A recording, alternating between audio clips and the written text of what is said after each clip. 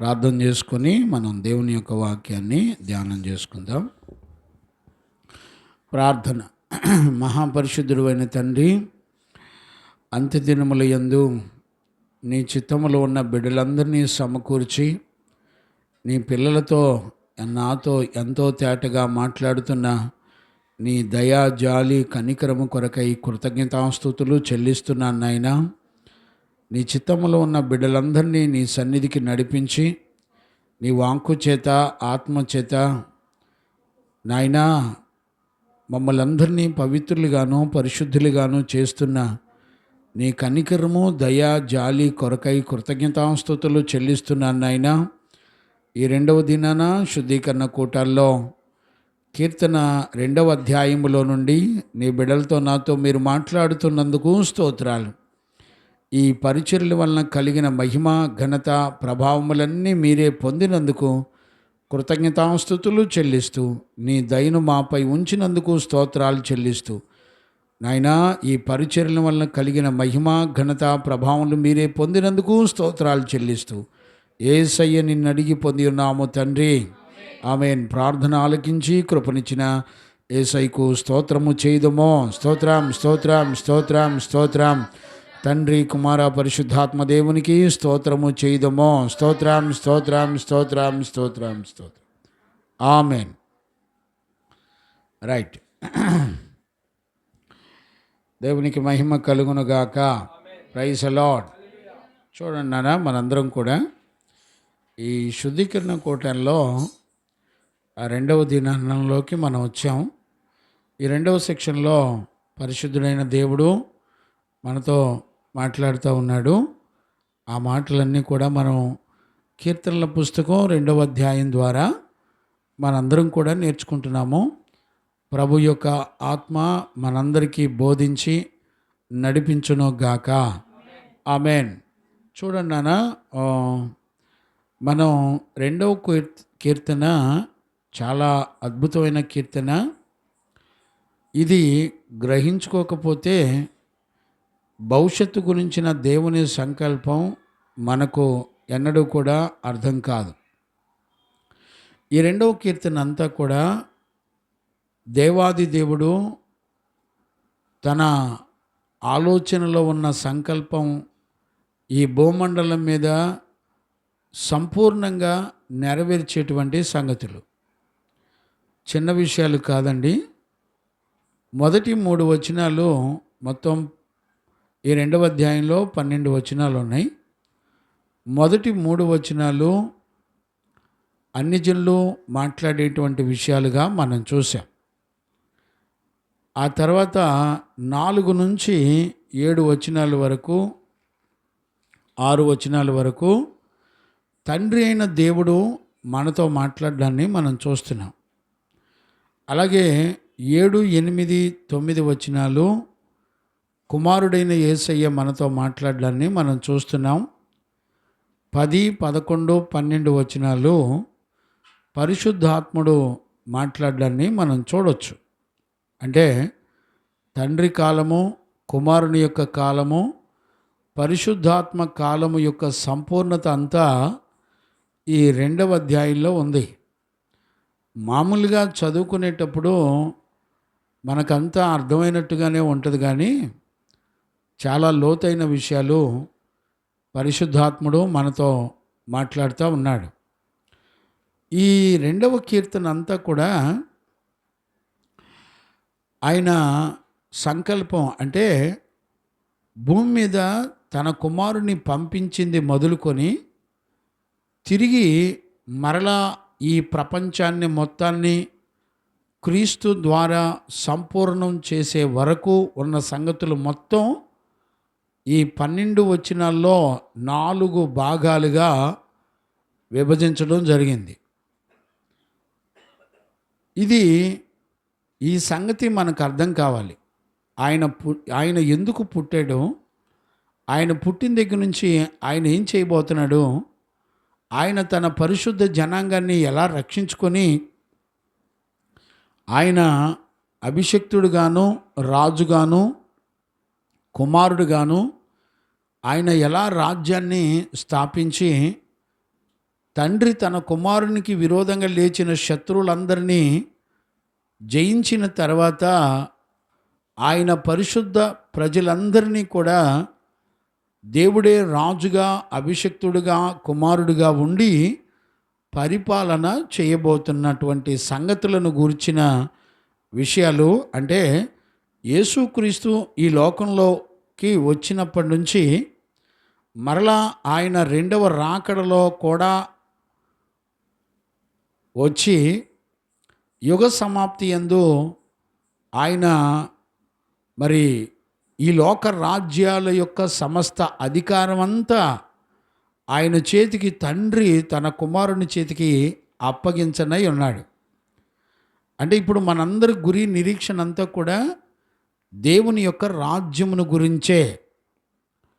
అంటే ఈ రెండవ కీర్తన అంతా కూడా దేవుని యొక్క రాజ్యమును గురించినటువంటి సంగతి మనందరం కూడా గుర్తుపట్టాలి.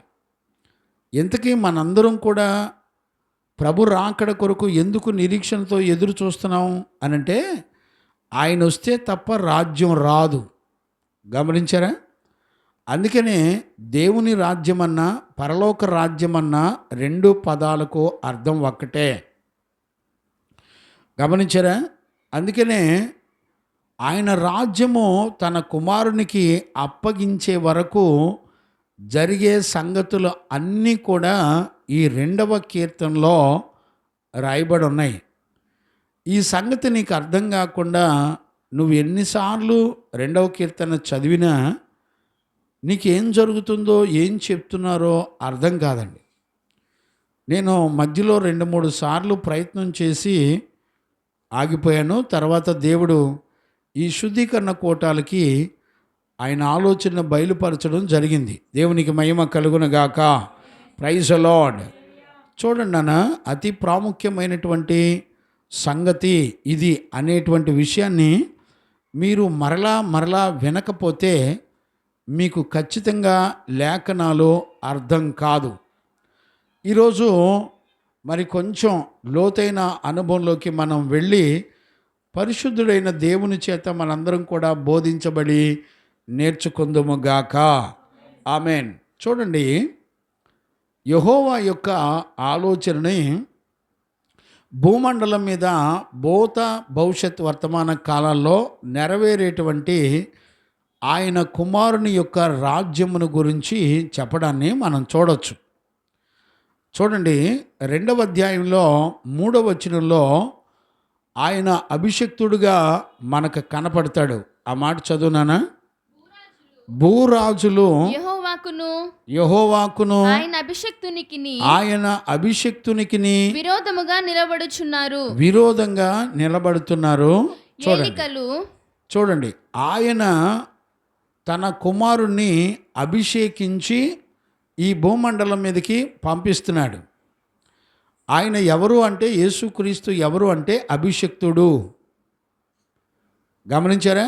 రెండవది, యెహోవా యొక్క అభిషిక్తుడు అనేటువంటి విషయాన్ని మనం ఇప్పుడు చూసాం.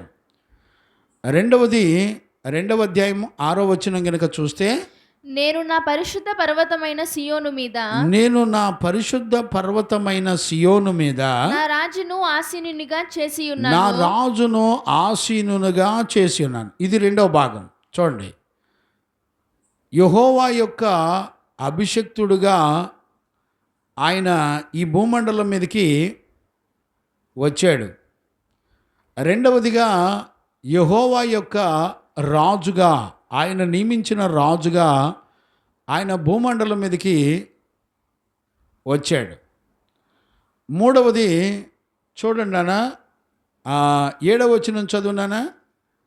కట్టడలను నేను వివరించెదను. యెహోవా నాకు ఇలాగు సెలవిచ్చెను, నీవు నా కుమారుడవు, నేడు నిన్ను కనియున్నాను. దేవునికి మహిమ కలుగునగాక. అంటే ఈ 2వ కీర్తనలో 3 రకాల ప్రత్యక్షతలు. ఒకటి అభిషిక్తుడుగాను, రెండవది రాజుగాను, మూడవది ఆయన కుమారుడుగాను. చూడండి, యేసుక్రీస్తును గురించినటువంటి జీవ గ్రంథంలో మీరు ఏ పదాన్ని చూసినా ఈ 3 మాటలకి ఆయన లింకప్ అయి ఉంటాడు. మరలా చెప్తున్నాను, చాలా జాగ్రత్తగా అర్థం చేసుకోండి. జీవ గ్రంథంలో యేసుక్రీస్తుని గురించి ప్రవచనాల ద్వారా ప్రవక్తలు పలికినప్పటికీ, అలాగే లేఖనములలో యేసుక్రీస్తుని గురించినటువంటి సంగతులు ఎప్పుడు మాట్లాడినా ఆయన అభిషిక్తుడుగాను, రాజుగాను, దేవునికి కుమారుడుగాను తన్ను తాను ప్రత్యక్షపరుచుకున్నాడు భూమండలం మీద. దేవునికి మహిమ కలుగును గాక. Praise the lord. ఏ వచనంలో చూసినా మనం చూసుకున్నట్లు మొదట 3 వచనాలు ఏలికలు అంటే అన్యజనులు ఏలికలు ఏకీభవించి అల్లరి చేసినటువంటి విషయాలు 3 వచనాల్లో ప్రారంభంలో మనం చూడవచ్చు. అందుకు యెహోవా మాట్లాడడాన్ని 4-5 వచనాల్లో 6 వచనాల్లో చూడవచ్చు. గమనించారా? 8-9 వచనాల్లో కుమారుడైన యేసుక్రీస్తు మాట్లాడడాన్ని మనం చూడవచ్చు. 10, 11, 12 వచనాల్లో పరిశుద్ధాత్ముడు మాట్లాడుతున్నాడు. చూడండి, అన్యజనులైన ఏలికలు మాట్లాడే విషయాలు, తండ్రి అయిన దేవుడు మాట్లాడే విషయాలు, కుమారుడైన యేసయ్య మాట్లాడే విషయాలు, పరిశుద్ధాత్ముడు మాట్లాడే విషయాలు. 3 కాలాలు: తండ్రి కాలం, కుమారుని కాలం, పరిశుద్ధాత్మ కాలం. ఈ 3 కాలాల్లో ప్రజలు ఎక్కడా కూడా దేవుడే తన ప్రజల మధ్యలోకి అభిషక్తుడుగా, రాజుగా, మరి కుమారుడిగా వచ్చి ఆయన ప్రజలందరి కన్నీటి బాష్ప బిందువులను తుడిచి ఆయన ప్రజలందరినీ నెమ్మది సమాధానము కలిగినటువంటి ఏలుబడి చేయునట్లుగా దేవాది దేవుడే దిగి వస్తాను అంటే భూమండలం మీద ప్రజలు ఏ కాలంలోనూ ఒప్పుకోలేదు. గమనించారా? తండ్రి కాలంలో ఒప్పుకోలేదు, కుమారుడి కాలంలో కూడా ఒప్పుకోలేదు, పరిశుద్ధాత్మ ఇప్పుడు రన్నింగ్ కాలంలో కూడా ఒప్పుకోలేదు. చూడండి, తండ్రిగాను, కుమారుడిగాను, పరిశుద్ధాత్మగాను త్రిత్వమై ఉన్న దేవుడు, ఒకే ఒక్క దేవుడు, ఏ కాలంలో ఆయన తన ప్రజలను ఆదరిస్తానన్నా కూడా ఏ కాలంలో కూడా ప్రజలు ఎన్నడూ కూడా ఒప్పుకోలేదు. మీకు తెలుసు, నోవాహు దినాల్లో ఆత్మరూపిగా 120 సంవత్సరాలు ఆయన సువార్త ప్రకటించినప్పటికీ, దేవుని యొక్క ఉగ్రత నుండి తప్పించబడాలి అని చెప్పినప్పటికీ కూడా ఎవ్వరూ కూడా అంగీకరించలా. ఎగతాళి చేశారు, నవ్వారు, తృణీకరించారు. మరి విశ్వసించిన వారిని ఎగతాళి చేసి అవమానపరుస్తూ బ్రతికారు. ఆ రోజున దేవుడు చెప్పినట్టుగా జలప్రళయం వచ్చింది, సమస్తాన్ని కూడా నాశనం చేసింది. నోవాహు కుటుంబాన్ని, నీతిమంతుడైన నోవాహు కుటుంబాన్ని దేవుడు కాపాడుకున్నాడు. రెండవదిగా ఆయన కుమారుడిగా తన్ను తాను ప్రత్యక్షపరుచుకున్నాడు. ఈ రోజున ప్రపంచంలో మనం ఎక్కడ చూసినా ఆ రోజుల్లో యేసు ప్రభు పుట్టిన కాలంలో ఆయన తన ప్రజలందరికి మధ్యలో వచ్చి సర్వశక్తి కలిగిన దేవుడిగా, మెస్సయ్యగా, రక్షకుడిగా, ఆయన కుమారుడిగా భూమండలం మీదకి వస్తాడు, దేవుడే రాజుగా వస్తాడు అనే మాట యేసు ప్రభు కాలంలో ఆ మాట నెరవేర్చబడినప్పుడు ఎవ్వరూ కూడా, యూదులు కానివ్వండి, ఆ రాజులు ఆ దినాల్లో అన్యజనులైనటువంటి వారు కానివ్వండి, ఎవ్వరూ కూడా ఒప్పుకోలేదు. దయచేసి ఈ మాటలు చెవిగలవారు విందురుగాక. Praise the Lord. ఎవ్వరూ కూడా అంగీకరించలేదు. గమనించారా? అంగీకరించకుండా ఆయన దేవుడు కాదు, ఆయన మెస్సయ్య కాదు, ఆయన దేవుడే కుమారుడిగా పుట్టినవాడు కాడు అని తృణీకరించి రాజులందరూ ఏకీభవించి, అధిపతులు, ప్రధాన యాజకులు, ప్రజలు అందరూ కూడా మాకు దొంగ అయిన బరబ్బా కావాలి, కానీ పరిశుద్ధుడైన దేవుడు మమ్మల్ని ఏలుబడి చేయవలసిన అవసరత లేదు అని యేసు ప్రభుని సిలువేశారు. ఇప్పుడు చూడండి, ఇప్పటికీ కూడా మనందరం కూడా గమనిస్తే ఇప్పటి ప్రజెంట్ ఉన్నటువంటి ప్రభుత్వాలు, రాజులు, ప్రజలందరూ కూడా అసలు యేసు ప్రభు దేవుడే కాదు, యెహోవా ఒక్కడే దేవుడు అని మరి ఈ రోజున సోషల్ మీడియాలో ఎక్కడ చూసినా ప్రపంచంలో ప్రజలు, రాజులు అందరూ ఏకీభించి ఆలోచనలు చేస్తూ అసలు యేసు ప్రభు దేవుడే కాదు అని పెద్ద పెద్ద డిబేట్లు, పెద్ద పెద్ద మరి మీటింగ్లు పెట్టుకొని మనసు మార్చి కుమారుని యందు విశ్వాసం ఉంచకుండా, మరి నమ్మి రక్షించబడకుండా మోసం చేస్తున్నటువంటి ప్రజలు చాలామంది ఉన్నారు. ఈరోజు రాత్రి దైవజనుడిగా నేను మిమ్మల్ని అందరినీ బ్రతిమలాడుకుంటున్నాను.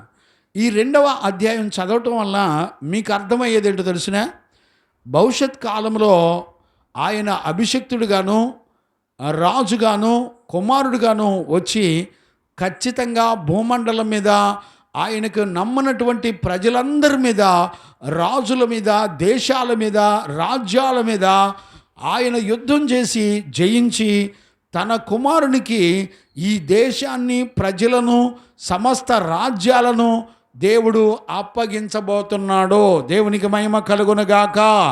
Praise the lord.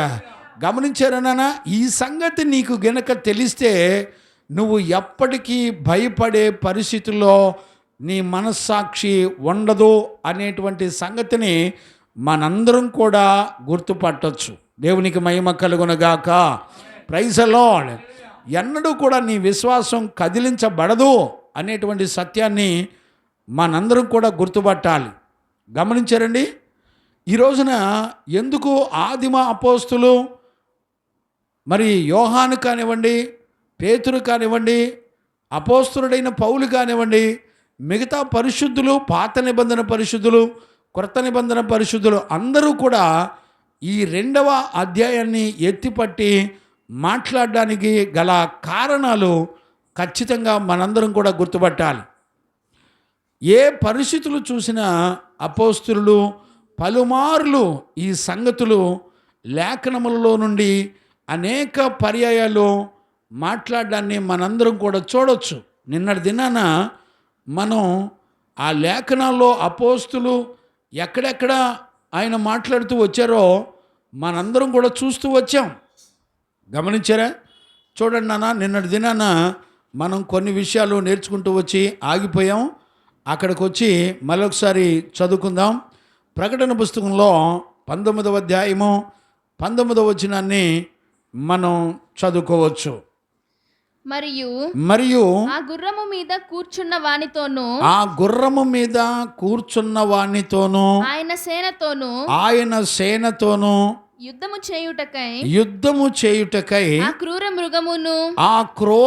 మృగమును భూరాజులను వారి సేనలను కూడి ఉండగా చూచితిని. చూడండి, ఈ దర్శనం అంతా కూడా ఇంకా నెరవేర్చబడలా. గమనించారా? ఇది రేపు ప్రభు బహిరంగ రాకడలో జరగబోయేటువంటి, ప్రపంచంలో జరగబోయేటువంటి సంగతులను గురించి జీవము గల దేవుడు మాట్లాడడాన్ని మనందరం కూడా చూడొచ్చు. దేవునికి మహిమ కలుగునుగాక. Praise the lord. కంటిన్యూ చేయనా? అప్పుడు ఆ మృగమును దాని ఎదుట సూచక క్రియలు చేసి దాని ముద్రలు వేయించుకొనినటువంటి వారిని ఆ మృగము యొక్క ప్రతిమకు నమస్కరించినటువంటి వారిని మోసపరిచిన అబద్ధ ప్రవక్తయు పట్టబడి వారిద్దరూ గంధకములతో మండు అగ్నిగుండములలో గంధకములతో మండు అగ్ని గుండములలో ప్రాణము ప్రాణముతోనే వేయబడిరి. కడమ ఆ, వారు గుర్రము మీద కూర్చున్న వాని నోట నుండి వచ్చిన ఖడ్గము చేత వధింపబడిరి. వారి మాంసమును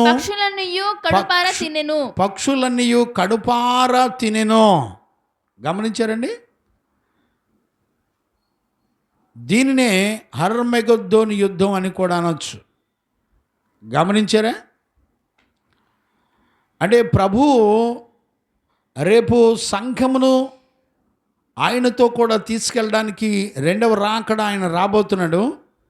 బహిరంగ రాకడలో ఇప్పుడు చదివినటువంటి 19 వచనాలు మనం ఈ 19వ అధ్యాయం అంతా మీరు తర్వాత చదువుకోండి, ఖచ్చితంగా చదువుకోవాలి. ఈ 19వ అధ్యాయం అంతా చదువుకుంటే రేపు దేవునితో భూరాజులందరూ యుద్ధానికి ఎలా సిద్ధపడతారో, వారిని ప్రేరేపించే ఆత్మ ఎలా ప్రేరేపిస్తుందో ఇక్కడ రాయబడ్డాయి. మీరు తర్వాత చదువుకోండి, చాలా విషయాలు ఉన్నాయి. తర్వాత మీరందరూ కూడా చదువుకోవచ్చు. దేవునికి మహిమ కలుగునుగాక. Praise the Lord. హల్లెలూయా.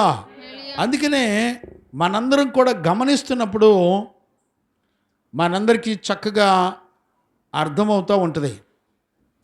అంటే ఇప్పుడు మనందరం ఏం చూసాం? ఒకటి, అభిషేకించబడినటువంటి మెస్సయ్యను చూసాం. నిన్నటి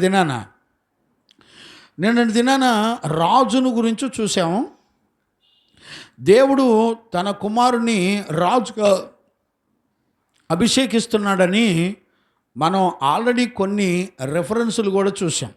ఇప్పుడు చూడండి, ఆయన దేవుని యొక్క రాజ్యము వచ్చినప్పుడు ఆయన మనకు కుమారుడిగా తాను ప్రత్యక్షపరుచుకున్నాడు. మనందరికీ బాగా తెలిసినటువంటి సంగతే. దేవునికి మహిమ కలుగునుగాక. Praise the Lord. ఆయన కుమారుడిగా ప్రత్యక్షమైనప్పుడు పరలోకం నుండి ఆయన కుమారుని గురించి సాక్ష్యం ఇస్తున్నాడు తండ్రి. చదువుతారా? ఎక్కడది? మత్తయి సువార్త 3వ అధ్యాయము 17వ వచనాన్ని మనం చదువుకోవచ్చు. మత్తయి సువార్త 3వ అధ్యాయం 17వ వచనం. మరియు ఇదిగో ఈయనే నా ప్రియ కుమారుడు, ఈయన యందు నేను ఆనందించుచున్నానని ఒక శబ్దము ఆకాశము నుండి వచ్చెను. గమనించారా? ఈయనే ప్రియ కుమారుడిగా వచ్చాడట. ఇప్పుడు చూడండి, దేవుని యొక్క రాజ్యము, పరలోక రాజ్యము సమీపించి ఉన్నది అని ఆయన మొట్టమొదట ప్రకటించడం ప్రారంభించాడు. ఆ మాట ఎక్కడుంది? అక్కడే 4వ అధ్యాయం 17వ వచనమా? చదవండి నాన్న. మత్తయి సువార్త 4వ అధ్యాయం 17వ వచనం. అప్పటి నుండి యేసు పరలోక రాజ్యము సమీపించి ఉన్నది గనుక. గమనించారా నాన్న? పరలోక రాజ్యము సమీపించి ఉన్నది గనుక మారు మనసు పొందుడని. ఇప్పుడు చూడండి, పరలోక రాజ్యమును గురించి మాట్లాడేటప్పుడు ఆయన కుమారుడిగా తాను ప్రత్యక్షపరుచుకున్నట్లుగా మనం చూసాం. యెషయా పుస్తకంలో మనం ఆల్రెడీ ఆ విషయాన్ని మనం ఆల్రెడీ చదువుకున్నాం. యెషయా పుస్తకం 9వ అధ్యాయము 6వ వచనం నుండి మనం మళ్ళీ ఒకసారి చదువునానా? ఏలయనగా మనకు శిశువు పుట్టెను, కుమారుడు అనుగ్రహింపబడెను. గమనించారా? కుమారుడు అనుగ్రహించబడెను, ఆయన భుజము మీద రాజ్యభారముండును. గమనించారా? ఆయన రాజ్య పరిపాలన చేయడానికి ఆయనకు అప్పగించాడంట తండ్రి. చూడండి, కుమారుడిగా, అభిషక్తుడిగా, రాజుగా వస్తున్నాడని యెషయా 9వ అధ్యాయం 6వ వచనంలో మనం చదువుకుంటున్నాం. కంటిన్యూ చేయనా? ఆశ్చర్యకరుడు. ఆయన ఎవరో తెలుసునా? ఆశ్చర్యకరుడు, ఆలోచనకర్త, బలవంతుడైన దేవుడు. ఇప్పుడు గమనించారండి, ఆయన ఎవరంట? బలవంతుడైనటువంటి దేవుడు, నిత్యుడగు తండ్రి. దేవుడే అభిషక్తుడుగాను, దేవుడే రాజుగాను, దేవుడే కుమారుడుగాను తాను ప్రత్యక్షపరుచుకున్నటువంటి సంగతులు చాలా రిఫరెన్సులు ఉన్నాయి. ఈ రోజుల్లో చాలామంది యేసు దేవుడు కాదు, ఆయన తాను ఎక్కడా చెప్పుకోలేదు అని చెప్పేటువంటి దౌర్భాగ్యపు దుర్బోధకులు చాలామంది ఉన్నారు. బిడ్లరా, సోషల్ మీడియాలో అసలు ఎంత విరివిగా చెప్తున్నారంటే ఊహ కందని భయంకరమైనటువంటి దుర్బోధలు ప్రారంభించబడినాయి. నేను ఒక విషయం చెప్పనా, ఏర్పరచబడిన వారిని సైతం కూడా మోసపరిచే అద్భుతాలను చేయబోయే దినాలు వచ్చేసినాయి. వాళ్ళు చేసే అద్భుతాలకి ప్రతిష్ఠితులు, నమ్మకమైన వాళ్ళు, దేవుని యందు సంపూర్ణమైన విశ్వాసం కలిగిన వాళ్ళను కూడా మోసపరిచే ఆత్మ చేసే అద్భుతాలు భూమండలం మీదకి వచ్చేసినాయి. జాగ్రత్త. ఒక దైవజనుడిగా ఈ రోజున నేను కలవరపడ్డాను. ఈ రోజున నేను లేఖనాలు చదువుతున్నప్పుడు నేను చాలా దుఃఖపడ్డాను, చాలా బాధపడిపోయాను. ఎలాంటి దినాలు రాబోతున్నాయో మీ ఊహకు అందదు. నేను చెప్తున్నాను, ఉపదేశాన్ని పరిశుద్ధులు, ప్రతిష్ఠితులు మీకు ప్రకటిస్తున్న సత్య సంబంధమైన బోధల విషయంలో మీరు చాలా జాగ్రత్తగా విన్నది విన్నట్టుగా మీ మనసులో అంగీకరించి మీరు సిద్ధపడకపోతే ఖచ్చితంగా ఏర్పరచబడిన వారిని సైతం మోసపరచడానికి ఆ వెలుగుదూతైన అబద్ధీకుడు అనేక అద్భుతాలు, సూచక్రియలు చేసి ఏర్పరచబడిన పరిశుద్ధులను సైతం మోసపరచబడబోతున్న పరిస్థితులు చాలా ఉన్నాయి. కాబట్టి అందుకనే ఆదిమ అపోస్తులు, ప్రారంభపు పరిశుద్ధులైన అపోస్తులు 2వ అధ్యాయాన్ని పక్కాగా విశ్వసించి నమ్మారు. వాళ్ళు గమనించారా? ఈ రోజున చాలామంది అనేక మాటలు చూపించి ఆయన దేవుడైతే ఆయనకు ముందుగా తెలుసు కదా, ఏమని అడుగుతున్నాడు తెలిసిన, అంజూరపు చెట్టు కాలాలు తెలీదా? అంజూరపు చెట్టును దేవుడు ఎందుకు శపించాడు? అది కాలాలు ఎరిగుండడా? అది అంజూరపు చెట్టు కాయలు కాసే కాలం అని తెలిసినా కూడా, కాయలు కాయని కాలమని తెలిసినప్పటికీ కూడా ఆయన వెళ్ళి దూరం నుండి చూసి దాని కాయలు లేవని శపించడం ఎందుకు అంటే, ఆ చెట్టు యొక్క భవిష్యత్తే తెలియని వాడు దేవుడు ఎట్టవుతాడు అని రకరకాలుగా భయానకమైనటువంటి దుర్బోధలు చేస్తున్నటువంటి పరిస్థితులు చాలా ఉన్నాయండి. నేను ఈరోజు 1-2 సెక్షన్లు నేను చూశాను యూట్యూబ్లో. అసలు వాళ్ళు చెప్తుంటే వీళ్ళు చెప్పిందే కరెక్టరా అన్నట్టుంది. పరిశుద్ధాత్మనామంలో అడిగి మరీ ప్రార్థన చేస్తున్నారు. ఎంత ఆశ్చర్యపోతున్నానో. ఆ మాటలు, తీయటి మాటలు వింటే అసలు మీరు ఎక్కడా అసలు ఒక పొల్లు వచ్చినా కూడా పొల్లు పోకుండా వాడు చెప్పింది కరెక్టే అని నమ్మేంతగా ఉందండి. నేనే ఆశ్చర్యపోయాను. నేను చాలా ఆశ్చర్యపోయాను నేను. ఏమండి, ఈ రోజున ప్రవచనాలు నమ్మేవాళ్ళు లేరు. అదే ప్రవచనాలు 2వ కీర్తనలో ఆయన పక్కగా యెహోవా భూరాజులందరూ ఏకీభవించి అల్లరి చేస్తున్నప్పుడు ఆకాశమందున్నవాడు నవ్వుతున్నాడని రాశాడు. చూసారా? ఆ మాట చదవండి కావాలంటే. 3వ వచనమా 4వ వచనం చదువునానా? 2వ అధ్యాయం. ఆకాశమందు ఆసీనుడగువాడు. ఆకాశమందు ఆసీనుడగువాడంటే ఆకాశమందు ఆసీనుడగువాడంటే ఆకాశం అంటే ఆకాశము, ప్రకృతులు, జంతువులు, లేకపోతే ఆకాశంలో ఎగిరే పక్షులు, లేకపోతే ఆకాశం కాదండి. ఆకాశము పైన ఉన్నటువంటి దేవుని యొక్క రాజ్యం, పరలోకం. దేవునికి మహిమ కలుగునుగాక.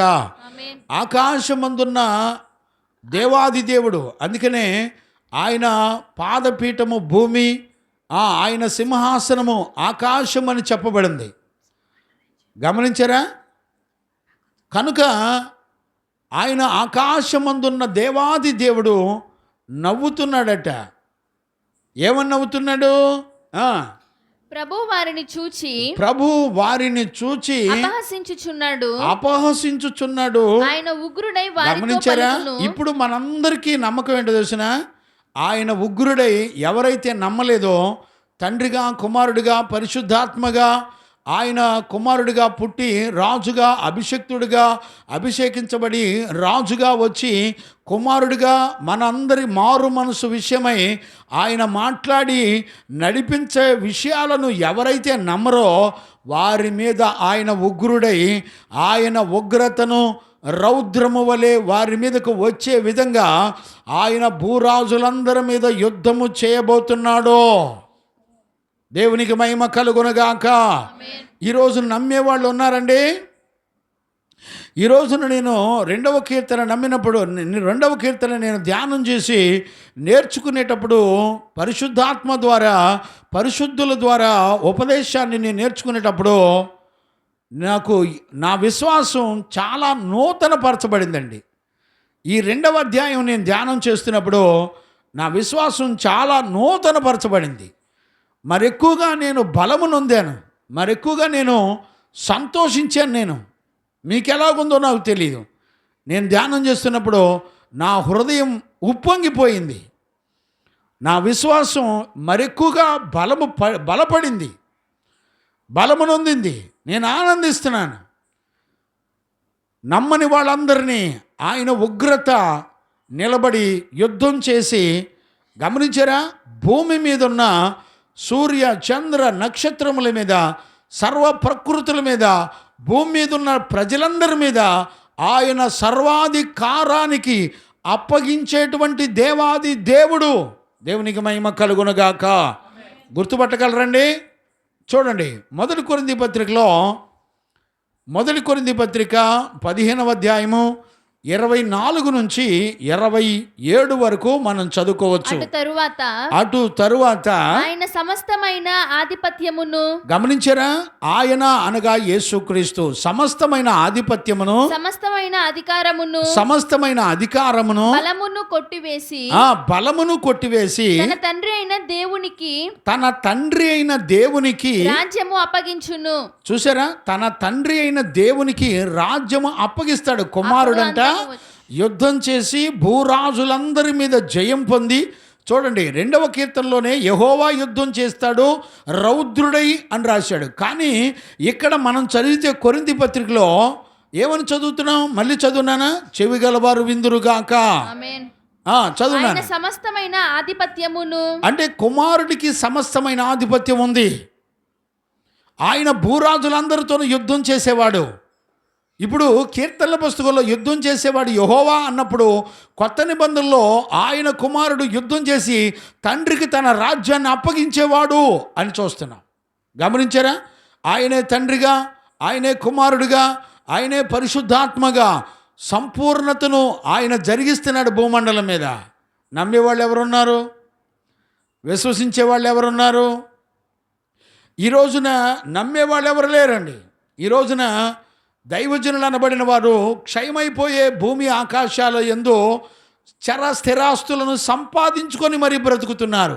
ఆదిమాపోస్తులు దేవుని రాజ్యము కొరకై బ్రతికేవాళ్ళు ఎక్కడా కూడా వాళ్ళ సొంత చర స్థిరాస్తులు లేవు. వాళ్ళకెక్కడ కూడా వాళ్ళ కొరకు సొంత మందిరాలు కానీ సొంత గుడారాలు కానీ ఎక్కడా కూడా ఆదిమ అపోస్తులు సంపాదించుకోలేదు. ఎందుకో తెలిసిన? వాళ్ళ కొరకు దేవుడు పరలోకంలో వాడబారని స్వాస్యములో, ఆయన పరలోకంలో నిత్యమైన స్వాస్యముల గుడారములను ఆయన కట్టి ఇచ్చాడు అన్న సంగతి అపోస్తులు నమ్మారు. అందుకని వారు ఎక్కడా కూడా వారి కొరకు చర స్థిరాస్తులను ఎక్కడా కూడా కొనుక్కోలేదు. మేము చెప్తున్నాము, మా పరిచర్యలో ఎక్కడా ఏ స్థలాలు కూడా మేము కొనలా. ఏ స్థలాలు, మందిర స్థలాలు, మూడు మందిరాలు కట్టబడడం జరిగింది. కానీ ఎక్కడా కూడా మేము స్థలాలలో ఎక్కడా కూడా మా పేర్ల మీద మేము రాయించుకోలేదు. గమనించారా? ప్రతిష్ఠితులైన పరిశుద్ధులు పరిచర్య చేస్తున్నప్పుడు వారు ఎక్కడా కూడా వారి కొరకు చర స్థిరాస్తులను వారు ఎక్కడా సంపాదించుకొని పెట్టుకొని వారి పేర్ల మీద ఎక్కడా ఆస్తులు పాస్తులు లేవు. దైవజనులకు సువార్త ప్రకటించే వారికి ఎక్కడా కూడా సొంత ఆస్తులు ఉండవు. ఎవరైనా ఇస్తే వాళ్ళ పేర్ల మీద రాయించుకోరు. గమనించారా? ఈ రోజున దుర్బోధకులు, అబద్ధ బోధకులు ఈ రోజున వారి పేర్ల మీద ఆస్తులు కోట్ల రూపాయల ఆస్తులు సంపాదించుకుంటున్నారు. గమనించారా? ఈ రోజున ఎక్కడికి వెళ్ళి వాక్యం విని నిత్య రాజ్యానికి సిద్ధపడుతున్నారో ఎవరికెవరో కూడా గుర్తుపట్టే వాళ్ళు ఎవరు లేరు. పరిశుద్ధుల దగ్గర ఎదిగితే, ప్రతిష్ఠితులైన అపోస్తుల దగ్గర ఎదిగితే వాళ్ళకి ఎక్కడా కూడా చరస్థిర ఆస్తులు ఉండవు. ఈ రోజున దైవజనులు ఏ మాదిరి చూపించి ఇతర దైవజనులకు మాదిరి కనపరుస్తున్నారు చెప్పండి? ఈ రోజున ఏ దైవజనుడు చూసినా దేవుడు మమ్మల్ని ఎంత దీవించాడో తెలుసునా? దీవెనల గురించి మాట్లాడుతూ ఆస్తుల్ని, కారుల్ని, చరస్థిరాస్తుల్ని చూపిస్తున్నారు. కానీ ఆదిమాపోస్తులు అలా చూపించలేదండి. వాళ్ళు ఏం చేశారో తెలుసునా? వారి కలిగిన డబ్బునంతటిని పేద ప్రజలకు పంచిపెట్టి దీనుల యొక్క కట్లను, సాతాను యొక్క కట్లను తెంచి వాళ్ళను దేవుని రాజ్యం కొరకు సిద్ధపరిచారు. ఈ రోజున ఆదిమాపోస్తులు నేర్పినటువంటి నడక, ఆదిమాపోస్తులు యేసు ప్రభు దగ్గర నేర్చుకున్న నడక ఈ రోజున ఏ దైవజనులు కూడా నేర్చుకొని సేవ చేయడంలా. ఎవరు చూసినా కానుక వేసినటువంటి పేదవాడు మాత్రం చిరిగిన బట్టలతో అట్లానే ఉంటున్నాడు.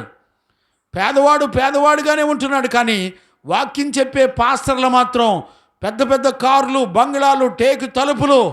ఏమండి, వాళ్ళ ఇంట్లో ప్రతి వస్తువులు ఏది చూసినా టేకుతోనేనండి. చూసేవాళ్ళు ఎవరున్నారు? గమనించేవాళ్ళు ఎవరున్నారు? మళ్ళీ వాళ్ళని కాపాడడానికి బాడీ గార్డులు అండి. అంటే దేవుడు కాపాడలేడని బాడీ గార్డులు పెట్టుకొని, దేవుడు కాపాడలేడని కుక్కలను పెట్టుకొని కాపలా గాయించుకునేవాడు ఒక ఆత్మని పరలోకానికి సిద్ధపరచగలరండి? నమ్మేవాళ్ళు ఎవరు లేరు. పరిశుద్ధుల ఉపదేశాన్ని నమ్మి విశ్వసించే వాళ్ళు ఎవరు లేరు. గమనించారా? కరోనా వస్తే మందిరాలు మూసేసి లోపల కూర్చున్న పరిస్థితులు ఉన్నాయి. యేసు నామంలో నేను చెప్తున్నా, కరోనాలు అయిపోయే వరకు మేమెన్నడూ కూడా ఒక్క క్రమాన్ని కూడా మానలేదు. సేవా పరిచర్లో ఒక్కటి కూడా ఆగలేదు. ప్రతి నియామక క్రమాలన్నీ కూడా చక్కగా మా సేవా పరిచర్లో జరిగినాయి. ఏ రోజు కూడా మందిరాన్ని మేము ముయ్యలేదు. కరోనా వచ్చినప్పుడు పిల్లలు, కొంతమంది కరోనాలు వచ్చిన పిల్లలు కూడా సంఘములో ఉండి ఉచితంగా ప్రార్థన ద్వారా, విశ్వాసము ద్వారా స్వస్థత పొందారు. గమనించారండి? ఈ రోజున ఎలాంటి విశ్వాసం కలిగిన వాక్యాలు వింటున్నారు? కరోనాకు భయపడి తాళాలు వేసుకొని భయపడిపోయి బ్రతికే వాళ్ళు కూడా ఒక ఆత్మను నిత్య రాజ్యానికి సిద్ధపరచగలరంటారా? ఎలాంటి విశ్వాసాన్ని కలిగిన వారు? ఎలాంటి బోధలు వింటున్నారు మీరు? ఎలాంటి విశ్వాసాన్ని కనులారా చూస్తున్నారు మీరు? దైవజనుడిగా నేను చెప్తున్నాను, దేవుడు ఏదైతే చెప్పాడో ఆయన అభిషక్తుడిగా, రాజుగా, ఆయన కుమారుడిగా ఆయన భూమండలం మీదకి ప్రత్యక్షపరచబడ్డాడు. గమనించారండి? ఈ రోజుల్లో గుర్తుపట్టే వాళ్ళు ఎవరు లేరు. దేవునికి మహిమ కలుగునగాక. Praise the Lord. ఇప్పుడు చూడండి, మత్తయి సువార్త 5వ అధ్యాయం 35వ వచనాన్ని కూడా మనం చదువుకోవచ్చు.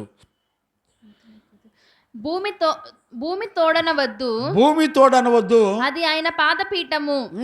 యెరూషలేము తోడనవద్దు, అది మహారాజు పట్టణము. గమనించారా? భూమి తోడు అనవద్దు, అది ఆయన పాదపీఠం. యెరూషలేము తోడనవద్దు. యెరూషలేం అంటే ఏంటి? ఇశ్రాయేలు యొక్క దేశం. సియోనుపురము అంటారు. దావీదు రాజుగా పరిపాలన చేసిన యెరూషలేము పట్టణాన్ని సియోనుపురం అంటారు. ఇప్పటికీ యెరూషలేంలో బోర్డులు ఉంటాయి, అక్కడ సియోనుపురము అని రాయబడి ఉంటాయి ఆ ఊరి పేర్లు. గమనించారా? సియోనుపురములో ఆయన రాజుగా పరిపాలన చేయడానికి వస్తున్నాడని 2వ కీర్తనలో చక్కగా రాయబడి ఉంది. గమనించారా? చదవండి, 6వ వచనమా? నేను పరిశుద్ధ పర్వతమైన సియోను మీద, చూడండి, నేను నా పరిశుద్ధ పర్వతమైన సియోను మీద నా రాజును ఆసీనునిగా చేసి ఉన్నాను. చూసారా? సియోను మీద నా రాజును ఆసీనునిగా చేస్తాను. ఎవరిని? ఆయన దేవుడే కుమారుడిగా పుట్టినటువంటి ఆయన రాజును, అభిషక్తుణ్ణి, క్రీస్తుని రాజుగా చేస్తానని దేవుడు చెప్తున్నాడు. ఆయన పరిశుద్ధ పర్వతం అంటది. పరిశుద్ధత అనేది ఒక పర్వతం లాంటిది. ఏ శత్రువు కూడా అందుకోలేనటువంటిది పరిశుద్ధత. ఏ శత్రువు కూడా ముట్టలేనటువంటిది పరిశుద్ధత. గుర్తుపట్టారండి? దేవునికి మహిమ కలుగునుగాక. Praise the Lord. నేను నా పరిశుద్ధ పర్వతమైన సియోను మీద నా రాజును ఆసీనునిగా చేస్తాను. మత్తయి సువార్త 5:35 మళ్ళీ ఒకసారి చదువునానా.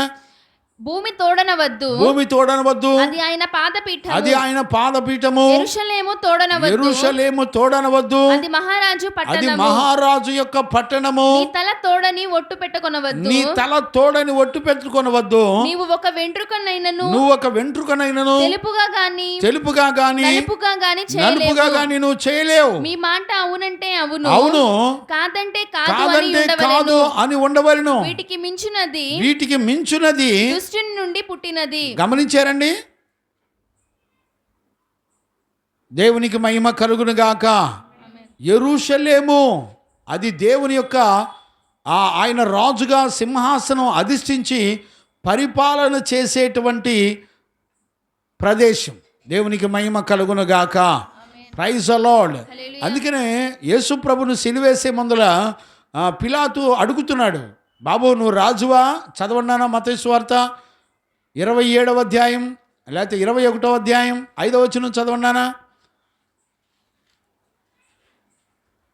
ఇదిగో 21:5లో గాడి మీద ఎక్కినటువంటి రాజుగా ఆయన వచ్చేటువంటి విషయాన్ని మనం చూడొచ్చు.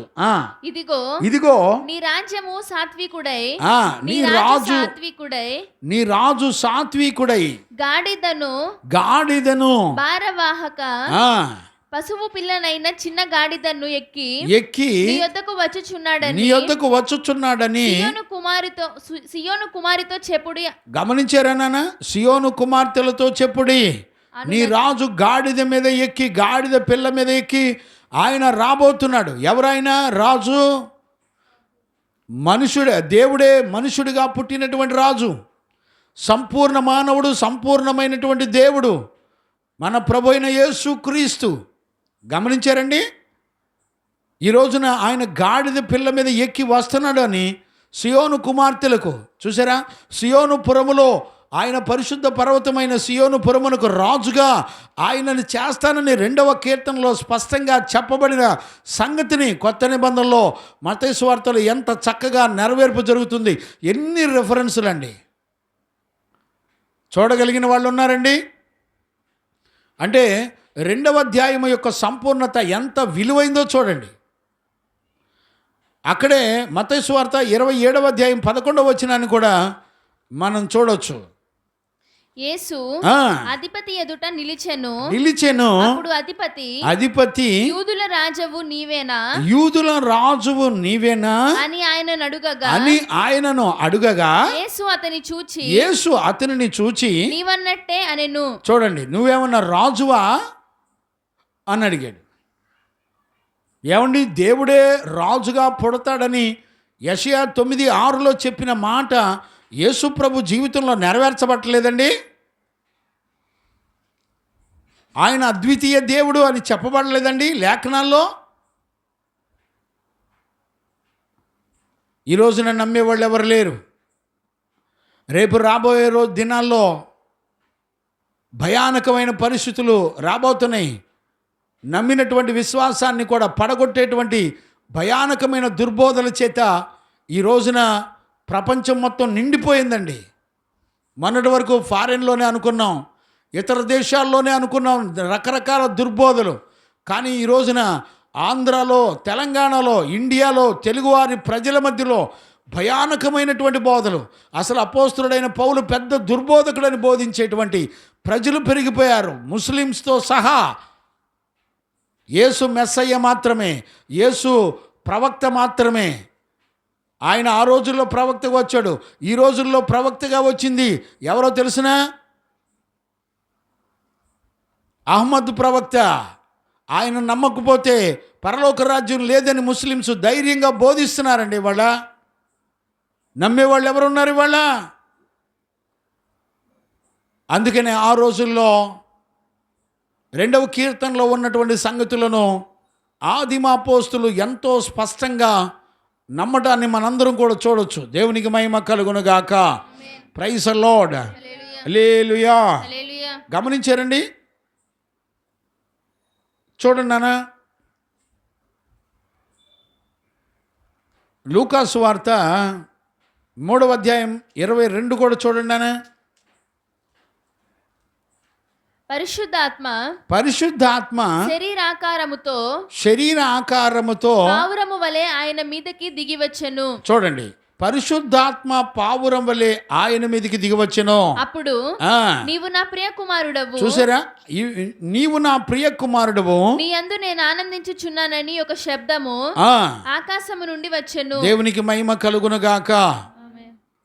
గమనించారండి, ఆయన బాప్తీసం పరలోకం నుండి వచ్చింది.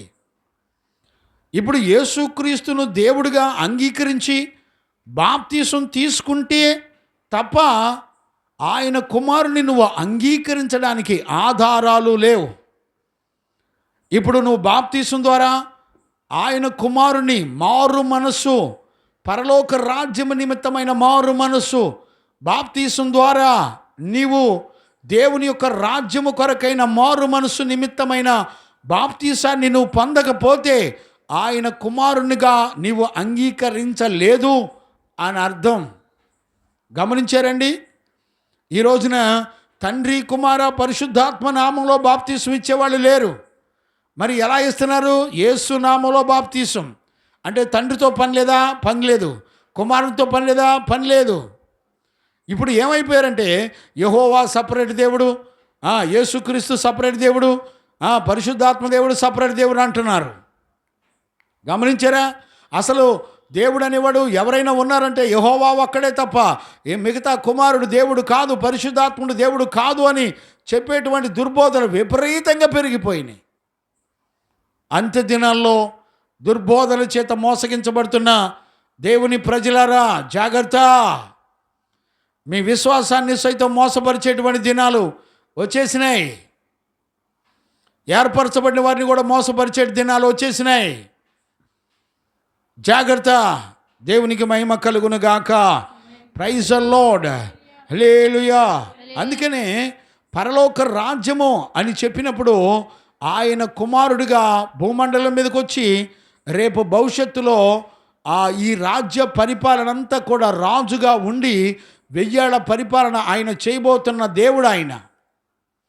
అందుకనే సంఘమంతా కూడా ఆయన రాకడ కొరకు ఎదురు చూస్తుంది అనేటువంటి సత్యాన్ని కూడా మనందరం కూడా చూడొచ్చు. దేవునికి మహిమ కలుగును గాక.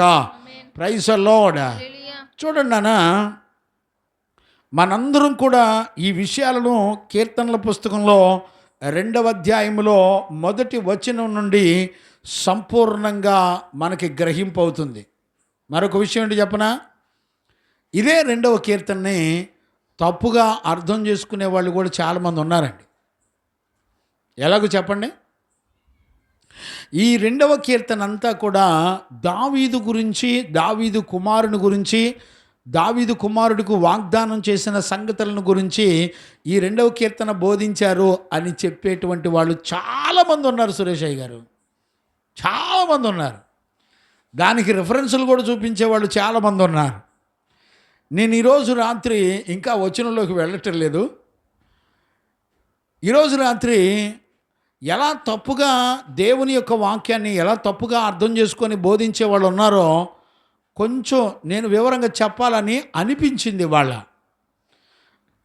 నేను ఒక మాట నేను జ్ఞాపకం చేస్తాను. చూడండి, దావీదుని ఇప్పుడు ఈ కీర్తన రాసింది దావీదని నేను తిన్నాను. మనం అపోస్తుల కార్యాలు 4వ అధ్యాయంలో 24 నుంచి 26 వరకు చదువుకున్న వచనాల్లో ఆల్రెడీ మనం చదువుకున్నాం. మళ్ళొకసారి నేను ఆ మాటని జ్ఞాపకం చేస్తాను. మళ్ళొకసారి చదువునానా? వారు విని ఏక మనస్సుతో దేవునికి ఇట్లు బిగ్గరగా మొరపెట్టిరి. దేవునికి ఇట్లు బిగ్గరగా మొరపెట్టారు. నాథా నీవు ఆకాశమును భూమిని సముద్రమును వాటిలోని సమస్తమును కలుగజేసిన వాడవు. వాటిలో ఉన్న సమస్తమును కలుగజేసిన మహాదేవుడవు. అన్యజనులు ఎలా అలరి చేసిరి. ఇప్పుడు చూడండి, ఈ వచనం ఎక్కడిది గమనించారా? 2వ కీర్తనలో ఉన్నది. పేతురు జ్ఞాపకం చేస్తున్నాడు. ఎలా అల్లరి చేస్తున్నారు వీళ్ళు? ప్రజలెందుకు వ్యర్థమైన ఆలోచనలు పెట్టుకొనిరి. చూసారా, ప్రజలు అందరూ కూడా వ్యర్థమైన ఆలోచనలు పెడుతున్నారు. ప్రభువు మీదను ఆయన క్రీస్తు మీదను. చూసారా, ప్రభువు మీదను అంటే ప్రభు అంటే అర్థం ఏంటి? దేవుడు అని అర్థం. ఆయన క్రీస్తు మీదను, అంటే క్రీస్తు అంటే అభిషక్తుడు అని అర్థం. గమనించారా? ఆయన అభిషక్తుడిగా క్రీస్తుగా పుడతాడు అని దానియేలు పుస్తకంలో కూడా రాయబడింది. 9వ అధ్యాయం 25వ వచనం చదువునానా? 2వ కీర్తనలో రాసిన ప్రకారంగా ఆయన అభిషక్తుడు, లేకపోతే మెస్సయ్యా అంటే అభిషక్తుడు అని అర్థం. చదువునానా? 9వ అధ్యాయం యెరూషలేమును 25వ వచనం, యెరూషలేమును మరలా కట్టించవచ్చెనని ఆజ్ఞ బయలుదేరిన సమయము మొదలుకొని అభిషక్తుడగు అధిపతి వచ్చు వరకు. చూసారా? అభిషక్తుడగు అధిపతి వచ్చు వరకు. చూడండి, అభిషక్తుడగు అధిపతి అంటే ఎవరు? యేసుక్రీస్తు. గమనించారా? వచ్చు వరకు 7 వారములు పట్టునని స్పష్టముగా గ్రహించుము. 62 వారములు తొందరగల సమయములందు పట్టణపు రాజ వీధులను, పట్టణం యొక్క రాజ వీధులను, కందకములను మరలా కట్టబడును. ఈ 62 వారములు జరిగిన పిమ్మట ఏమీయూ లేకుండా అభిషక్తుడు నిర్మూలము చేయబడును. వచ్చినట్టి రాజు యొక్క ప్రజలు పవిత్ర పట్టణమును పరిశుద్ధ ఆలయమును నశింపజేయుదురు. గమనించారా నాన్న? ఈ భూరాజులందరూ కూడా యుద్ధాల మీద యుద్ధాలు చేస్తారు. యెరూషలేము పరిశుద్ధ పట్టణాన్ని కూల్చివేస్తూ ఉంటారు. గమనించారండి? దేవునికి మహిమ కలుగును గాక. Praise the lord. అభిషక్తుడు వచ్చే వరకు ఆయన పుట్టి వచ్చేసాడు ఆల్రెడీ. ఇప్పుడు జరగవలసింది ఏంటో తెలిసిన? ఏలికలందరూ ఏకీభించి ఆయన మీద యుద్ధాన్ని ప్రకటించేటువంటి దినాలు రాబోతున్నాయి. ఈ లోపలనే ర్యాప్చర్ జరిగిపోతుంది. ఈ లోపలనే ప్రభు యొక్క రాకడ జరిగిపోద్ది. ఆ తర్వాత ఆయన బహిరంగ రాకడ రాబోతుంది. చాలా నీరెస్ట్గా ఉంది. నిజంగండి, మీరు ప్రతి లేఖనమును చక్కగా చదువుకొని విశ్వసించి ప్రభువుని ఎదుర్కోవడానికి మీరు సిద్ధపడకపోతే ఖచ్చితంగా మీరు మోసపరచబడేటువంటి దినాలు వచ్చేసినాయి. ఇప్పటికే ఆల్రెడీ వచ్చేసినాయి. గమనించారా? ఇదే విషయాన్ని కంటిన్యూ చేయను. అక్కడ నా సేవకుడైన దావీదు ఈ విషయాన్ని చెప్పినని ఆ మాట చదువు. అపోస్తుల కార్యాలు 4వ అధ్యాయం 26 చదువు. అన్యజనులు ఎలా అలరి చేసిరి, ప్రజలెందుకు వ్యర్థమైన ఆలోచనలు పెట్టుకొనిరి. ప్రభువు మీదను చూసారా? ఆయన క్రీస్తు మీదను భూరాజులు లేచిరి, అధికారులను ఏకముగా కూడుకొనిరి, అధికారులు కూడా ఏకముగా కూడుకొనిరి అని నీవు పరిశుద్ధాత్మ ద్వారా మా తండ్రియు నీ సేవకుడునైన దావీదు ద్వారా పలికించితివి. చూసారా? ఇప్పుడు అసలు ఈ 2వ కీర్తన అంతా దావీదు గురించి, దావీదు కుమారుని గురించి, దావీదు కుమారుడికి ఇచ్చినటువంటి రాజ్యం గురించి అన్నట్టుగా మాట్లాడేవాళ్ళు చాలామంది ఉన్నారు. ఇందులో సగం అర్థం అవుతుంది, సగం అర్థం కాదు. కన్ఫ్యూజ్ అయిపోయేవాళ్ళు చాలామంది ఉన్నారండి. చదవండి, ఆ మాటలు కూడా చదవండి. 2వ సమూయేలు పుస్తకం 7వ అధ్యాయం 12 నుంచి 14 వరకు చదువునానా? 2వ సమూయేలు పుస్తకం 7వ అధ్యాయం. నీ దినములు సంపూర్ణములగునప్పుడు, దావీదు యొక్క దినములు సంపూర్ణమైపోయినప్పుడు, నీవు నీ పితరులతో కూడా నిద్రించిన తరువాత నీ గర్భములో నుండి వచ్చిన నీ సంతతిని హెచ్చించి రాజ్యమును అతనికి స్థిరపరచెదను. అతడు నా నామ ఘనత కొరకు ఒక మందిరమును కట్టించును. అతని రాజ్య సింహాసనమును. ఎవరి గురించి ఇది? ఎవరి గురించి? సొలొమోను గురించి. చదువునాను. అతని రాజ్య సింహాసనమును నేను నిత్యముగా స్థిరపరచెదను. నేను అతనికి తండ్రినై యుందును. ఇప్పుడు చూడండి, ఈ మాటను పట్టుకొని ఏమంటారు తెలిసిన? 2వ కీర్తన దావీదు కుమారుడిగా పుట్టిన సొలొమోను కట్టిన మందిరం, సొలొమోను యొక్క రాజ్యమును స్థిరపరిచే ప్రవచనం అని భ్రమపరచబడి బోధించే వాళ్ళు కూడా ఉండకపోరు. గమనించారండి? చూడండి. నేను అతనికి తండ్రినయ్యుందును, నేను అతనికి తండ్రినయ్యుందును, అతడు నాకు కుమారుడయ్యుండును. చూసారా, ఈ మాటలు పట్టుకోండి. సేమ్ ఇయే మాటలు 2వ కీర్తనలో కూడా ఉన్నాయి. అర్థమైందండి సురేషయ్య గారు? అందుకనే ఇప్పుడు దావీదు గురించి, దావీదు పిల్లల సంతానం గురించి, సొలొమోను రాజ్యం గురించి మాట్లాడుతున్నారని అనుకునే వాళ్ళు చాలామంది ఉన్నారు 2వ అధ్యాయం. కానీ కాదు. దేవునికి మహిమ కలుగును గాక. Praise the Lord. ఇంకా కీర్తనలో 89లో కూడా ఉందండి ఇదే టాపిక్. చదవండి నాన్న. 89:20 నుంచి చదవండి. నా సేవకుడైన దావీదును, నా సేవకుడైన దావీదును నేను కనుగొని ఉన్నాను, నా పరిశుద్ధ తైలముతో, నా పరిశుద్ధ తైలముతో అతనిని అభిషేకించి ఉన్నాను. చూసారా, అభిషేకం అనే మాట కూడా వచ్చిందా లేదా? అంటే ఇప్పుడు దావీదునే అభిషేకించారని అర్థం కూడా తీసుకునే వాళ్ళు ఉన్నారు ఇక్కడ 2వ అధ్యాయంలో. అర్థమైందయ్యా జాషువయ్యా? దేవునికి మహిమ కలుగును గాక.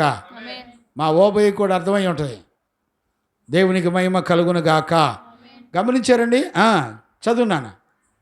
కంటిన్యూ చెయ్యి. ఎడతెగక అతనికి తోడయ్యుండును, నా చెయ్యి ఎడతెగక అతనికి తోడయ్యుండును, నా బాహుబలము అతన్ని బలపరచును. ఏ శత్రువును అతని మీద జయము నొందడు. దోషకారులు అతని బాధపరచలేరు. అతని ఎదుట నిలవకుండా అతని విరోధులను నేను పడగొట్టెదను. అతని మీద పగపట్టు వారిని మొత్తెదను. నా విశ్వాస్యతయు నా కృపయు అతనికి తోడయ్యుండును. నా నామమును బట్టి అతని కొమ్ము హెచ్చింపబడును. దేవునికి మహిమ కలుగును గాక. ఆమేన్. Praise the Lord. హల్లెలూయా. గమనించారా? ఇలాంటి విషయాలన్నీ కూడా చూసుకొని పోగేసుకొని పొరపాటున అర్థం చేసుకొని బోధించే వాళ్ళు కూడా లేకపోలేదు. అందుకనే పౌలు కొరింథీ పత్రిక 15వ అధ్యాయంలో స్పష్టంగా ఇదొకసారి కంప్లీట్ చేయనా, ఈ వచనం 15వ అధ్యాయం 24 నుంచి 27 వరకు ఒకసారి కంప్లీట్ చేయి, అర్థమవుతుంది. గమనించండి. అటు తరువాత ఆయన సమస్తమైన ఆధిపత్యమును సమస్తమైన అధికారమును బలమును కొట్టివేసి తన తండ్రి అయిన దేవునికి రాజ్యము అప్పగించును.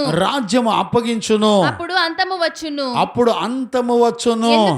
ఎందుకనగా తన శత్రువులందరినీ, చూసారా, తన శత్రువులందరినీ తన పాదముల కింద ఉంచు వరకు ఆయన రాజ్య పరిపాలన చేయుచుండవలెను. గమనించారా? శత్రువులందరినీ ఆయన పాదముల కింద అప్పగించే వరకు కుమారుడు రాజ్య పరిపాలన చెయ్యాలి. గమనించారా?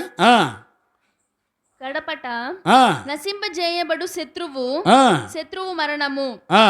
దేవుడు సమస్తమును క్రీస్తు పాదముల క్రింద లోపరచియుంచెను. గమనించారా?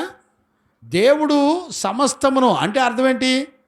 మనుషులు, ప్రకృతులు, భూమి ఆకాశములు అన్నీ సమస్తాన్ని కూడా, మనల్ని, మన పిల్లల్ని, మన కుటుంబాలని అన్నిటి మీద సర్వాధికారం ఎవరికి ఇచ్చాడు? తన కుమారునికి ఇచ్చాడు. ఆయన పాదాల కింద అధికారం ఇచ్చాడు. మళ్ళీ అది కంటిన్యూ చేయను. ఇప్పుడు చదివిన మాట, దేవుడు సమస్తమును క్రీస్తు పాదముల క్రింద లోపరిచి ఉంచెను.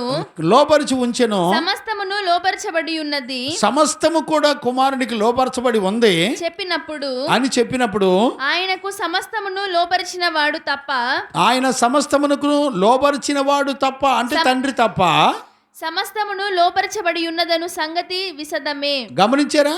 సమస్తము కూడా ఆయనకు లోపరచబడి ఉంది. నువ్వు, నీ పిల్లలు, నీ కుటుంబం, నీ బిల్డింగ్లు, నీ భూమి ఆకాశం ప్రకృతులు అన్నీ, సూర్య చంద్ర నక్షత్రాలు, సర్వ ప్రకృతులు మొత్తం ఆయనకు అప్పగించబడి ఉంది. ఇప్పుడు మన మీద, మన పిల్లల మీద ఎవరికి అధికారం ఉంది? జీవము గల దేవునికి అధికారం ఉంది. సమస్త అధికారం తండ్రి ఇచ్చిన ఆయన తప్ప మిగతా అందరి మీద సర్వాధికారం ఎవరికి ఇచ్చాడు? కుమారుడికి ఇచ్చాడు. అందుకనే 2వ కీర్తనలో ఆయన ముద్దు పెట్టుకోండి, లేని ఏళ్ళు ఆయన కోపించును. దేవునికి మహిమ కలుగును గాక.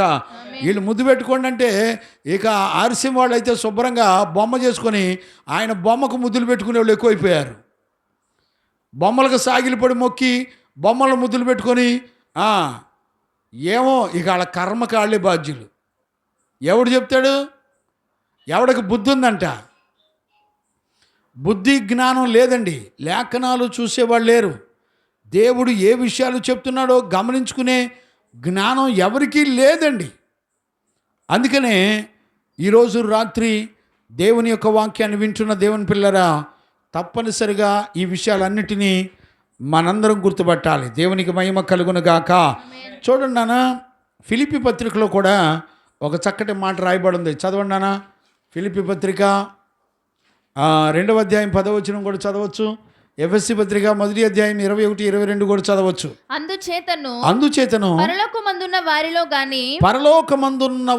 గాని భూమి మీద ఉన్న వారిలో గాని అంటే నీ పిల్లల సంతానం ఎవడైనా సరే ఉన్నవారిలో గాని, భూమి కింద ఉన్న వారిలో గాని ప్రతి వాని మోకాలును, గమనించారా? ప్రతి వాని మోకాలును యేసు నామమున వంగునట్లు ప్రతి వాని నాలుకయు తండ్రి అయిన దేవుని మహిమార్థమై, గమనించారా? తండ్రి అయిన దేవుని మహిమార్థమై యేసుక్రీస్తు ప్రభువని ఒప్పుకొనున్నట్లును. గమనించారా? ఆయనే దేవుడు, కుమారుడు, రాజు, అభిషక్తుడు అని ఒప్పుకున్నట్లు దేవుడు ఆయనను అధికముగా హెచ్చించి, గమనించారా? దేవుడు ఆయనను అన్నిటికంటే అధికముగా హెచ్చించి ప్రతి నామమునకు పైనామమును ఆయనకు అనుగ్రహించెను. దేవునికి మహిమ కలుగునగాక. అన్ని నామముల కంటే పైనామమును ఆయనకు అనుగ్రహించెను. సర్వాధికారం భూమి మీద పరలోకమందును సర్వాధికారం దేవుడు ఆయన కుమారుడైన, అభిషక్తుడైన, రాజైన దేవుడే మానవుడిగా పుట్టినటువంటి యేసుక్రీస్తుకు అప్పగించెను. నమ్మేవాళ్ళు ఉన్నారండి? ఆలోచించండి. పౌలు ప్రతిష్ఠితులు, పరిశుద్ధులు, అపోస్తులకు అర్థమైందండి. ఇక చూడండి, ఇప్పుడు కలిపి చెరిపే మాటలు అక్షర జ్ఞానాన్ని తీసుకొని ఆత్మ జ్ఞానాన్ని పక్కన పెట్టి అక్షర జ్ఞానంతో ఒక్కొక్క మాటను బోధించి కలిపి చెరిపి దుర్బోధల చేత యెహోవా తప్ప ఎవ్వడు దేవుడు కాడని, యేసు ప్రభు అసలు దేవుడే కాడని ఏలికలందరూ ఏకీభవించి యుద్ధాలు చేసే గడియలు వచ్చేసినాయి. మీరు నమ్మండి, నిజంగా ఈ రోజున ఈ కీర్తన ఎందుకు చెప్పించాడో నాకైతే అర్థమవుతుంది. నేను చెప్తున్నాను, నాకు తెలిసిన అనుభవం జ్ఞానంతో నేను చెప్తున్నాను. ప్రభు రాకడ సమీపించేసింది. ఆయన నమ్మే విశ్వాసం, దేవుడు చెప్పినట్టుగా విశ్వాసమును కనుగొందున అంటే ఎక్కడా కూడా కనుగొనే పరిస్థితులు దొరకవండి. యేసు దేవునిగా అంగీకరించే ప్రజలు ఉండరండి. ఇప్పుడు అందరూ కూడా యెహోవాయే దేవుడు తప్ప ఇక యేసు దేవుడు కాదు, పరిశుద్ధాత్ముడు దేవుడు కాదు అని నమ్మేటువంటి కాలాలు వచ్చేసినాయి. ఆల్రెడీ రన్నింగ్లో ఉన్నాయి. మీరు కావాలంటే చూసుకోండి. నిజంగా ఈ దినాన్న ఈ 2వ కీర్తన మనందరితో మాట్లాడుతున్న దేవుడు మనల్ని ఎంత ప్రేమించాడంటే రాబోయే దుర్బోధల నుంచి తప్పించడానికే దేవుని ఆత్మ మనందరితో స్పష్టంగా మాట్లాడుతుందనే సంగతి నా మనస్సాక్షికి నాకు అర్థమైందండి. దేవునికి మహిమ కలుగునుగాక. Praise the Lord. చివరిగా ఒక మాటను చదివేసి నేను ముగిస్తాను. ఎఫెసీ పత్రిక 1వ అధ్యాయం 21, 22 కూడా చదువుకోవచ్చు. ఆయన ఆ బలాతిశయము చేత క్రీస్తును మృతులలో నుండి లేపి, చూసారా? క్రీస్తును మృతులలో నుండి లేపి సమస్తమైన ఆధిపత్యము కంటెను, అధికారము కంటెను, శక్తి కంటెను, ప్రభుత్వము కంటెను ఈ యుగమునందు మాత్రమే కాకుండా రాబోవు యుగమునందును పేరు పొందిన ప్రతి నామము కంటెను ఎంతో హెచ్చుగా పరలోకమునందు ఆయనను తన కుడిపార్శ్వమున కూర్చుండబెట్టుకొని ఉన్నాడు. మరియు సమస్తమును ఆయన పాదముల క్రింద ఉంచి సమస్తము పైని ఆయనను సంఘమునకు శిరస్సుగా నియమించెను. దేవునికి మహిమ కలుగునుగాక. సంఘము పైన, సమస్తము పైన, పరలోకమందును భూమి మీదను అన్నిటిపైన సమస్త అధికారాన్ని దేవుడు కుమారునికి, ఆయన అభిషక్తునికి, ఆయన రాజుకి దేవుడిచ్చాడు. బిడ్డలారా, ఈరోజు రాత్రి వాక్యం వింటున్న దేవుని పిల్లరా, మిమ్మల్ని అందరినీ కూడా బతిలాడుకుంటున్నాను, జాగ్రత్త. ఈ 2వ కీర్తన ద్వారా దేవుడు మనలందరినీ ఎంతో చక్కగా స్థిరపరిచి ప్రభు యొక్క రాకడ కొరకు దేవుడు మనలందరినీ సిద్ధపరుస్తున్నాడు. కాబట్టి ఈ లేఖనాలన్నిటిని బట్టి, ఈ ఉపదేశాలని మరలా విని మీరు సిద్ధపడాలని నేను తండ్రిగా దైవజనుడిగా మిమ్మల్ని అందరినీ బ్రతుకులాడుకుంటున్నాను. అలాంటి కృప యేసయ్య మనందరికి అనుగ్రహించి నడిపించును గాక. ఆమేన్. ప్రార్థన చేసుకుందాం. మోకరించండి, ప్రార్థన చేసుకుందాం. స్తోత్రం స్తోత్రం స్తోత్రం స్తోత్రం స్తోత్రం. మహాపరిశుద్ధుడైన తండ్రి, నీకు స్తోత్రం నాయనా. 2వ కీర్తన ద్వారా ఎంతో స్పష్టంగా నీవు రాజుగాను, అభిషక్తుడుగాను, కుమారునిగాను మా మధ్యలో ప్రత్యక్షమై ప్రభా భూరాజుల అందరినీ, దేశపు ప్రజలందరినీ కూడా ఒక పరిశుద్ధ రాజుగా సియోను పర్వతమైన యెరూషలేములో నుండి, బెత్లెహేములో నుండి పుట్టి అక్కడ రాజుగా పరిపాలన చేసినట్లు ప్రభా మమ్మల్ని అందరినీ ఏలబోతున్న మహారాజువు నీవేనని ప్రభా భూరాజులందరూ కూడా ఆదిమ కాలంలోనూ తండ్రిగాను వచ్చిన దినాల్లోనూ కుమారుడిగా ప్రత్యక్షపరచబడిన దినాల్లోనూ మరి పరిశుద్ధాత్మగా మా మధ్యలో ఉండి ఇప్పుడు బోధిస్తున్న దినాల్లోనూ నీవు రాజుగా, కుమారుడిగా, అభిషక్తుడిగా నువ్వు వచ్చేవంటే ఏ ప్రజలు, రాజులు, ప్రజలు, భూమండలం మీద ఉన్నవారు ఎవ్వరూ కూడా అంగీకరించే పరిస్థితులు లేరు అనే సత్యాన్ని మీరు బోధిస్తూ వచ్చారు నాయన. ఒకరోజున ఇవన్నీ జరగబోతున్నాయి నాయన. యేసుక్రీస్తు పుట్టినప్పటి నుంచే ఆయన మెస్సయ్య కాదు, ఆయన దేవుడు కాదు అని ప్రజలందరూ కూడా తిరుగుబాటు చేస్తూ ఆయనను అంగీకరించలేదు అనే సత్యాన్ని మీరు మాతో ఎంతో తేటగా మాట్లాడినందుకు కృతజ్ఞతాస్తుతులు చెల్లిస్తూ ఈ 2వ కీర్తన ద్వారా స్పష్టంగా మీరు మాతో మాట్లాడి మమ్మల్ని బలపరిచినందుకు స్తోత్రాలు చెల్లిస్తూ యేసయ్య నిన్ను అడిగి పొందినాము తండ్రి. ఆమేన్. ప్రార్థన ఆలకించి కృపనిచ్చి, విశ్వాసము ద్వారా నమ్ముటకు కృపనిచ్చి మనకు ఆశీర్వాదం ఇచ్చి నడిపించిన యేసయ్యకు స్తోత్రము చేయదమో. స్తోత్రం స్తోత్రం స్తోత్రం స్తోత్రం స్తోత్రం. తండ్రి, కుమార, పరిశుద్ధాత్మ దేవునికి స్తోత్రము చేయదమో. స్తోత్రం స్తోత్రం స్తోత్రం స్తోత్రం స్తోత్రం. ఆమేన్. మన తండ్రి అయిన దేవుని నుండి, మన ప్రభు అయిన యేసుక్రీస్తు నుండి, పరిశుద్ధాత్మని యొక్క అన్యోన్య సహవాసము, సన్నిధి, సమాధానము విశ్వసించిన బిడ్డలకును సకల పరిశుద్ధులకును యేసయ్య కృపా సమాధానములు తోడయుండి నడిపించును గాక. ఆమేన్. హల్లెలూయా హల్లెలూయా హల్లెలూయా. అందరికీ వందనాలు. Praise the lord.